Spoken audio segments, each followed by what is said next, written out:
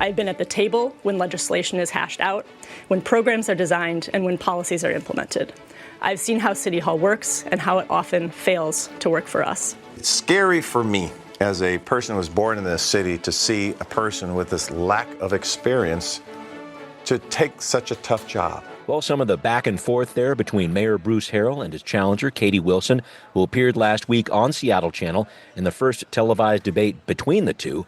What are we learning about how the candidates will approach this debate season? And what about the money raising that's underway? A lot of moving parts there, plus some craziness ahead with the comprehensive plan, the roadmap for urban growth in Seattle, and also a look-ahead exercise for the budget that is really looking ahead and behind as well. All that and more this week on Seattle News, Views, and Brews, your coffee break political podcast.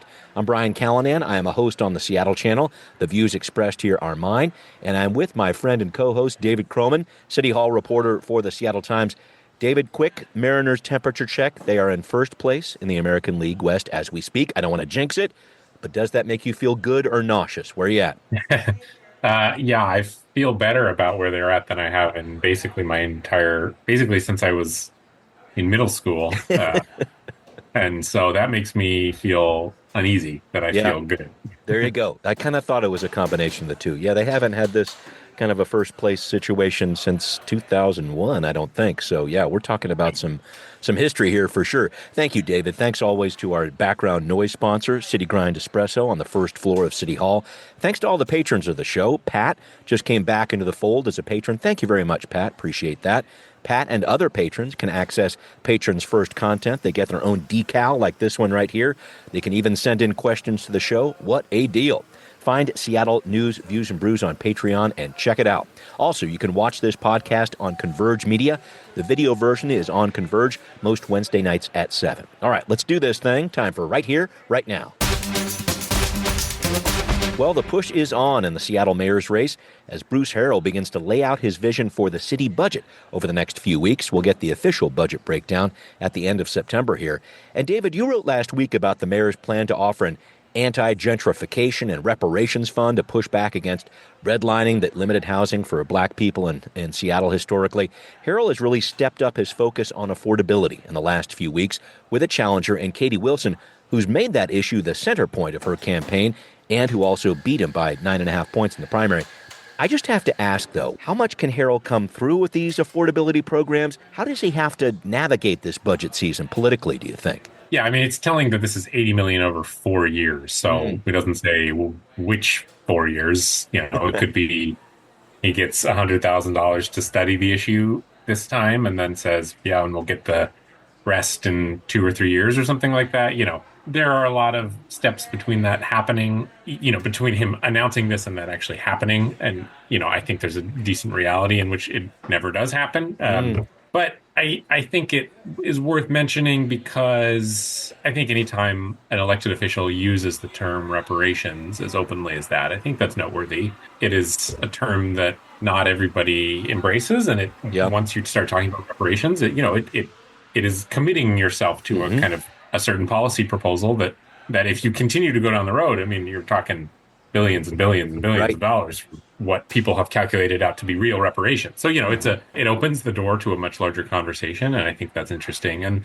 But then also this piece about how it is fairly clear that his strategy has shifted. He and his campaign have taken to heart how badly he did in the primary election, and I think they're in turn talking much more openly about affordability. You know, I'll say in a general sense, it's an interesting time in City Hall right now because you have 3 incumbents in Harrell, Sarah Nelson, and Ann Davison, who all did pretty badly in the primary. Right. And are all therefore using their offices in City Hall to suddenly announce all of these new initiatives and propose plans and things like that. And, you know, it's not illegal, but it does kind of skirt that line of using your official office for campaign purposes. As a reporter covering this stuff, it gets a little difficult to follow all of it because you'd be running around covering every new announcement from the 3 of them. I do think it fits into that to a certain extent, but also it is talking about a real issue, which is that longstanding practices in Seattle zoning practices really replicate a lot of the redlining of Seattle that made it basically impossible for Black and Jewish and other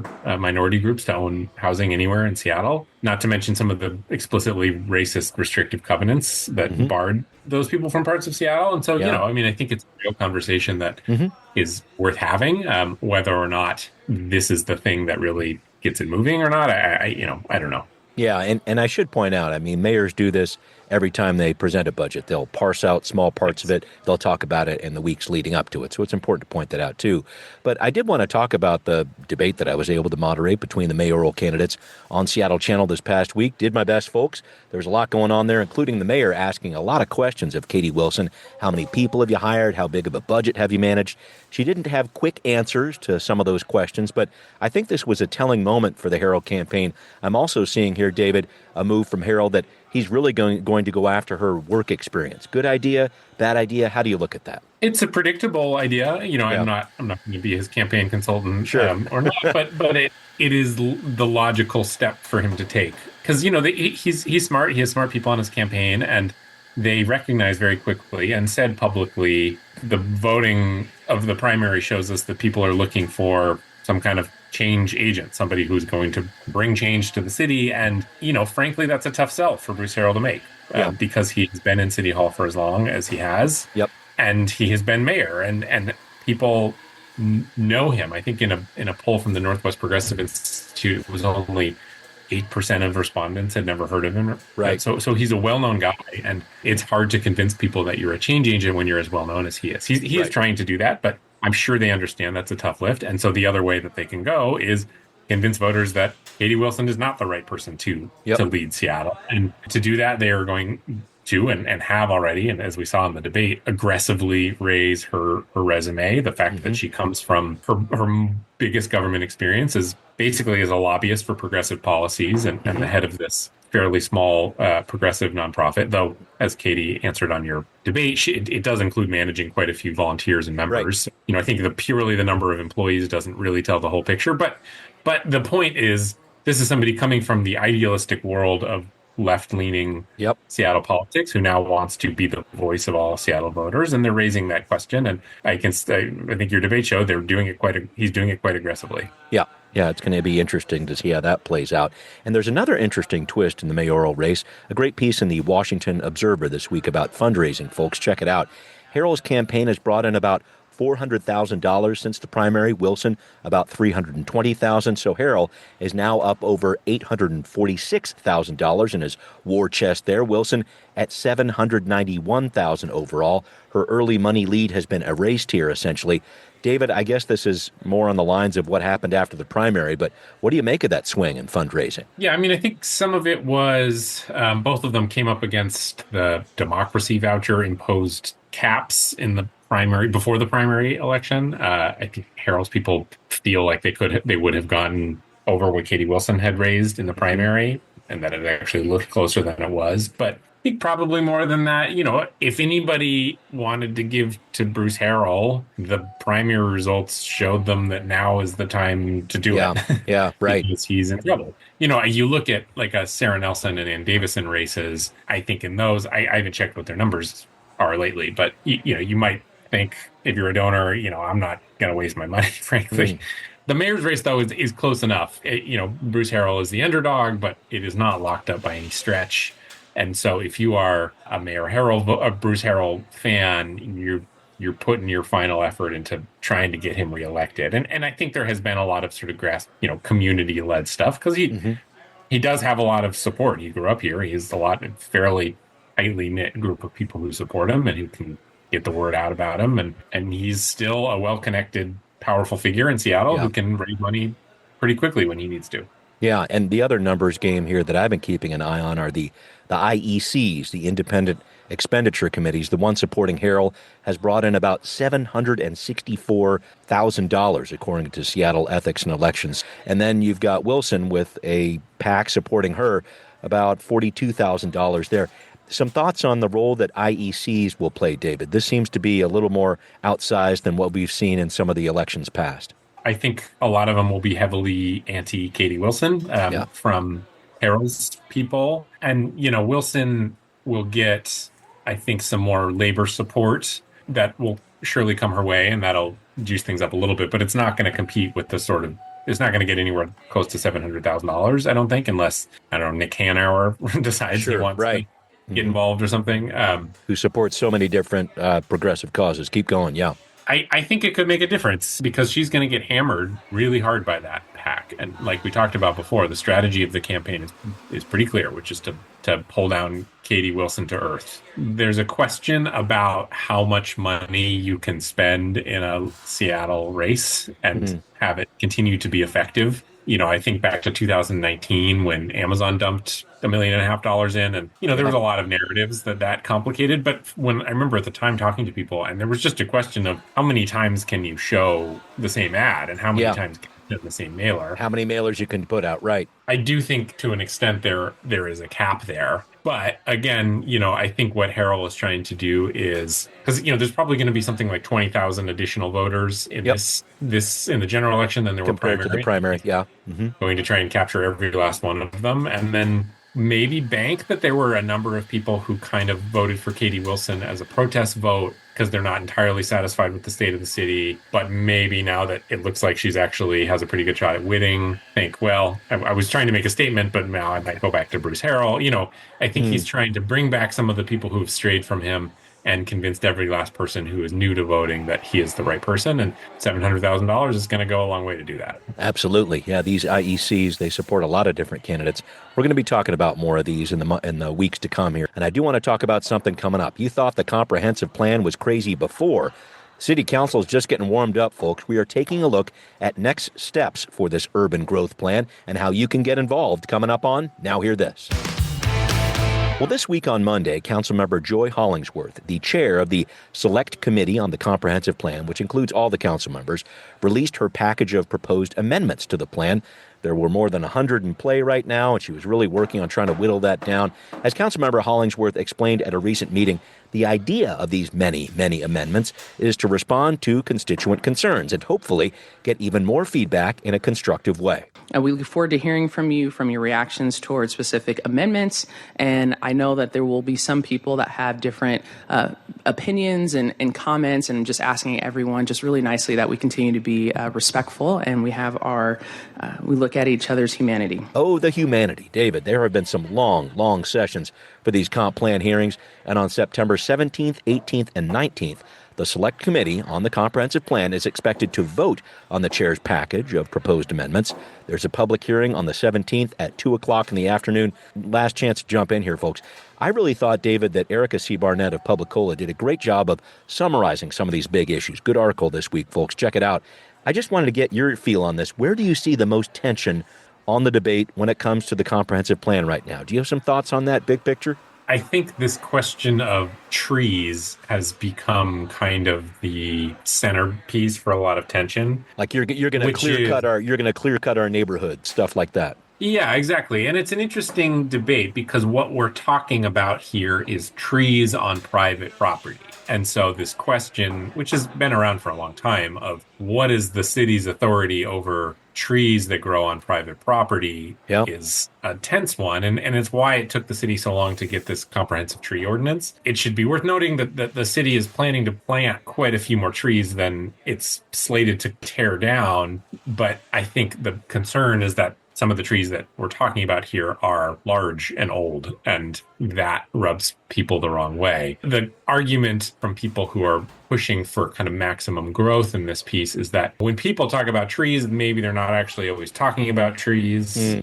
That really what they're talking about is concern for change more broadly of the city, and that trees are sort of a symbol of that, or a way to slow some of that growth down. But we saw this. There was an proposed amendment from Councilmember Rivera, which was basically would have given the city the final word on changing how a site plan, like dictating changes to architects' site plans to work around trees. And that would have been kind of an incredible amount of authority to give to the city to dictate how private developers are building on these sites. That doesn't appear to have made it in the final package. But still, this question of kind of trees versus density, that doesn't have to be the binary.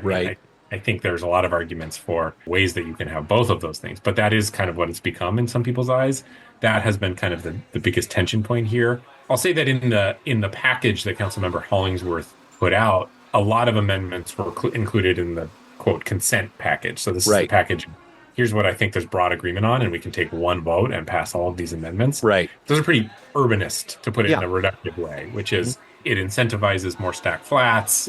There's one that would allow for not just corner stores, but stores anywhere on the block. That would be a corner store, basically, right? That could be a corner store, and there's a few more than that. And on one of the other bills, it would exempt ADUs from paying into the mandatory housing affordability. Right. There's some pieces here that are actually pretty urbanist, and it's interesting that that's where the quote consensus has come.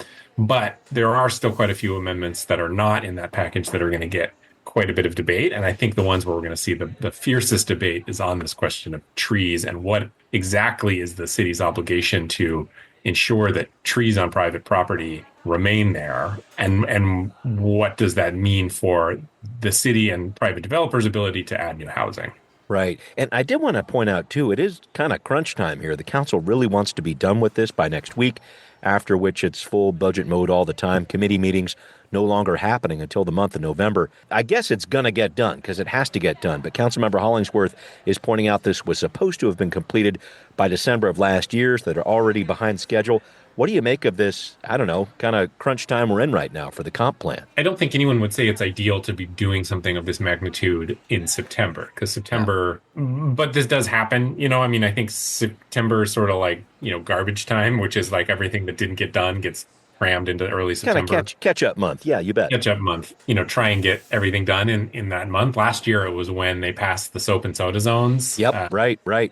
I think, maybe I'm going off of memory here, so I might be wrong, but I think this council has a tendency to do more significant legislation in September than past councils, which for my money probably is reflective of the fact that they're also new and green. My memory is that past councils really prioritized getting their big legislative swings done by August before they went on recess, so they could come back and kind of have a slow introduction into the budget season. Right. Certainly not the case here. I do think it'll get done. They've budgeted 3 days for this stuff, and if they can't get it done in 3 days, I don't know how they are going to get it done. But yeah, it's notable that this is happening at this time. One other piece I will say about this, though, is the significance of this, I think, is much less than it could have been in an alternate reality in which the state isn't as aggressive on zoning as it has been.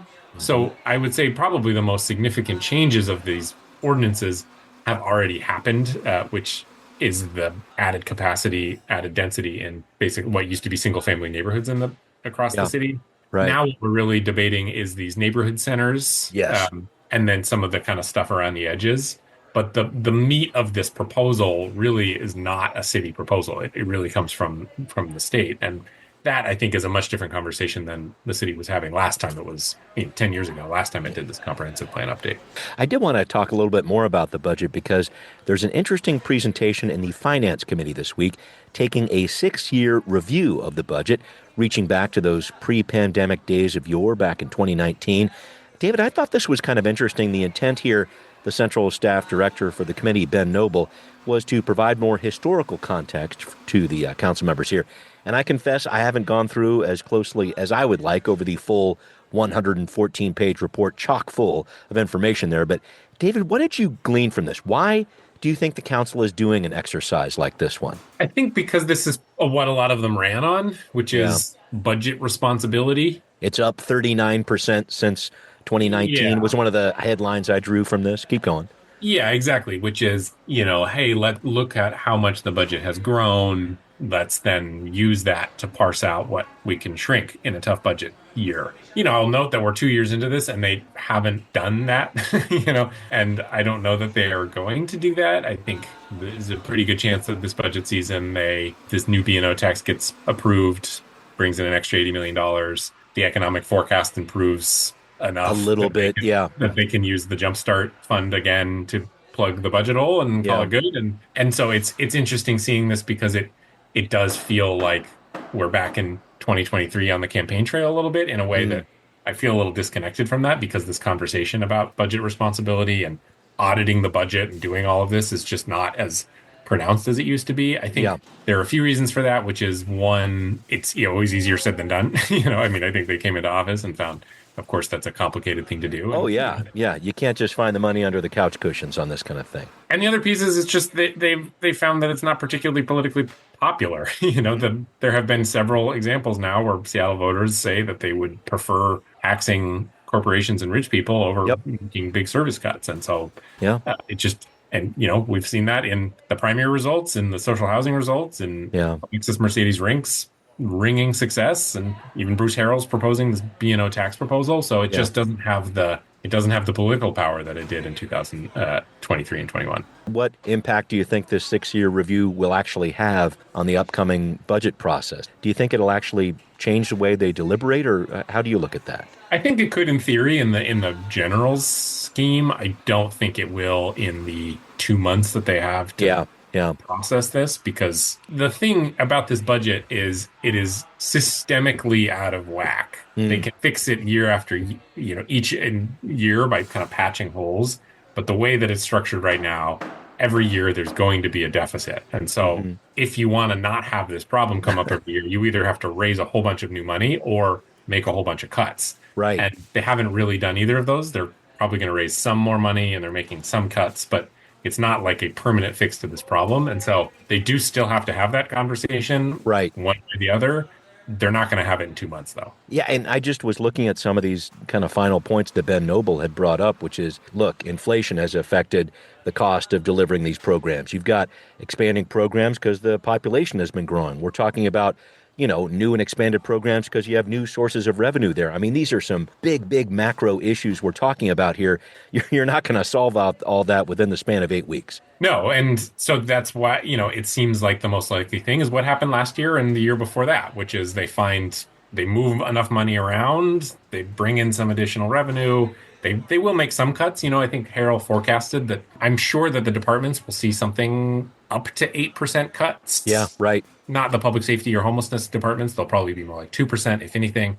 Yeah. So there will be some cuts, but we'll see what Harold announces. But right. I think to make it so they don't have to deal with this problem every single year, they do have to take a big swing one direction or the other. That's either raise new taxes on corporations or whatever it might be, or find whole programs that they don't want to fund anymore. But again, that's the work of these next 2 months is really responding to the mayor's budget and making tweaks around the edges. It's not really the time to be making that whole kind of systemic fix. We'll know a lot more next week when the mayor announces his budget. Very true. All right, well, coming up, I'm not going to say I told you so. I'm going to tell you David told you so when it comes to crashes on scooters in Seattle on the rise. Some details coming up on What's Next. So, David, Axios put out a piece about this last week. Then your colleague Naomi Ishisaka had another story on it this week. Crashes involving scooters are going up in Seattle. UW researchers found scooter-related medical encounters in Seattle increased from 9 in between 2018 and 2020 to 273 between 2021 and 23. I just remember talking to you about this a couple years ago, David, when you were working in the transportation beat there. I'm going to guess these numbers don't surprise you. No, they don't surprise me. It's unfortunate, but yes. Yeah, it is unfortunate. They don't surprise me. I don't know the extent of these injuries. I don't know if you have that, if they go into that. I don't have all of them in front of me, but there are some indications that there's some neurological cases involved, which definitely could have been prevented, meaning they're not wearing a helmet and they're getting head injuries for sure. Right. Yeah. There is a risk that comes with biking or riding a scooter in Seattle, and the rental bikes and scooters don't necessitate that you have helmets. Yeah. No one's enforcing that anyway. I think it's just a civil penalty at this point because the county repealed the helmet law. I think it is always, again, worth putting into context of how often people get hurt driving and via with cars. Yeah. I think that's the counter argument here is it might not be perfectly safe, but it is a convenient option for people. So it doesn't surprise me. I don't know what it is to be done about them because they're quite popular. Yeah. If you go down, particularly along the waterfront or, going to ball games, they're very heavily used. And so, of course, numbers will go up with usage. I would imagine we'll probably start to see some more kind of safety campaigns and encouraging people to wear helmets. There was the idea of, if you take a selfie with yourself wearing a helmet, you get $1 off. Yeah. I think the carrot approach probably makes the little most more sense right sense. now versus the stick, because I don't know who's bringing the stick to this. Yeah, to this fight. Yeah, I was going to say, I mean, I've used them before. Bumbershoot, it was last year, parked a little distance away, but then got on one of those scooters, like zip, zip, zop, and you're there. I'm like, oh, man, it's crazy convenient. But I did notice as well when I was riding there how many kids who were younger than 18. It's supposed to be 18 as a minimum age to rent these things, but it's kind of tough to enforce that part, too, because I can imagine younger kids who wouldn't care about a helmet at all that want to do that. Do you have any thoughts on trying to change that trend? Because that one feels really difficult to try to solve. Yeah, that's a good point. Maybe they have some kind of ID requirement. Yeah, I don't know what it is. And yeah, you see this. Sometimes you see multiple kids on one scooter. Oh, yeah. That stuff's tough. I shake my fist at them whenever I can. And, they're a little clunky. I'm not. I usually ride my bike, but if I get a flat or something, then I'll take one of these. And yeah, they're a little clunky. Some of the scooters, your center of gravity is pretty low. Yeah. Unfortunately, Seattle is not a great spot for casual riders, which is a bigger conversation to have. But it is just between the interactions you're having with cars and the hills and everything. Can be a difficult place to jump in. I was biking the other day, and Yesler Hill is technically a bike route, So oh yeah, right, sure. Stuff like that where you're following the bike maps, but you can still end up in fairly dangerous places. I think that is another piece of it: is how much of this is related to scooters, and how much is this just because the system itself is still not particularly conducive to casual riders trying it out for the first time. So certainly concerning. At the same time, I enjoy them. I use them pretty regularly. I think a lot of people do. So I don't know that it's like they're going away anytime soon, but there's some conversation to be had around who and how they're being used. Absolutely true. David, it is time to wrap up with you here, and I did want to make sure that I made this point. I, like you, am mourning the passing of Robert Redford this week. Millions of people are. Star in many movies, including a touchstone for journalists, All the President's Men. He starred as reporter Bob Woodward.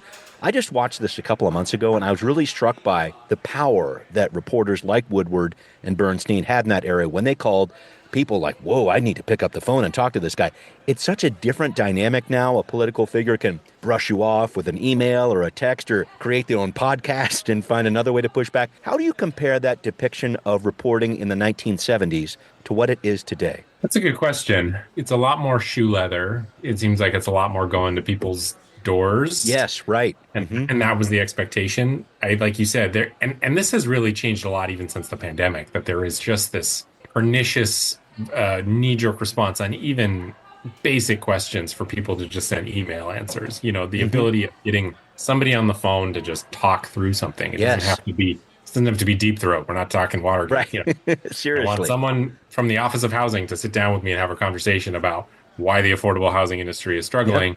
Right. And they have to go through 18 levels of approval with communication people, and the mayor has to personally sign off. I don't think that's true. But there is this sort of top-heavy, especially in government, way of controlling who and can talk to the media, and everything's so there's so many digital watermarks. That paranoid about getting caught, even speaking to a reporter.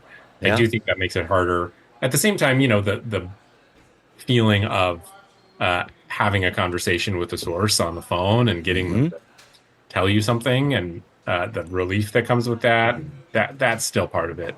And every time my enthusiasm for journalism flags, I watch that movie or Spotlight or The Paper, a few of the journalism movies that I like.